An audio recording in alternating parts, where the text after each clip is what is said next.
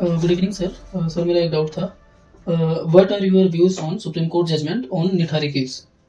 Well, Nithari case is one of the most shocking criminal cases in the history, and now it has come to a legal conclusion.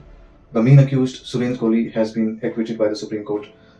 Supreme Court said that this entire conviction that happened, it was based on conjecture, not evidence.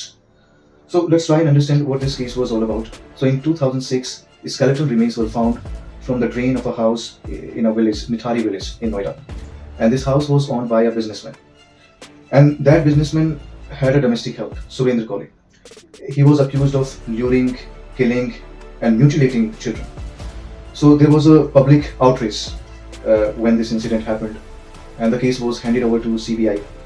And Surendra Kohli faced 3 different trials, and he was given death sentence in multiple cases.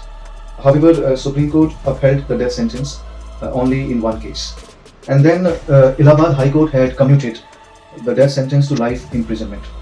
Then his lawyers filed a curative petition this year. What is curative petition? It's a extraordinary legal remedy which is available in the legal jurisprudence in India. This concept of curative petition was born in Rupa Ashok Hurra case, 2002. So, under this curative petition, Supreme Court can correct its own mistakes. Supreme Court can review the earlier judgment, and in case if there is a clear miscarriage of justice, then those mistakes can be corrected. Now, the question is why Supreme Court has acquitted Surendra Kohli. So what Supreme Court said was that evidence was weak. Not only that, there were procedural flaws. Investigation was not carried out in a transparent manner.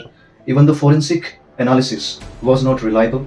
So by and large, what Supreme Court said was that the due process of law was not followed in letter and spirit. Even Supreme Court said the right to fair trial is a part of Article 21, right to life and personal liberty. In fact, Supreme Court went on to say that law cannot run on emotion. Justice must depend upon the proof. And justice in democracy is not about satisfying the public outrage. It's about protecting the constitutional values. So when the law remains calm in the face of horror, it proves its strength. So that's what Supreme Court said.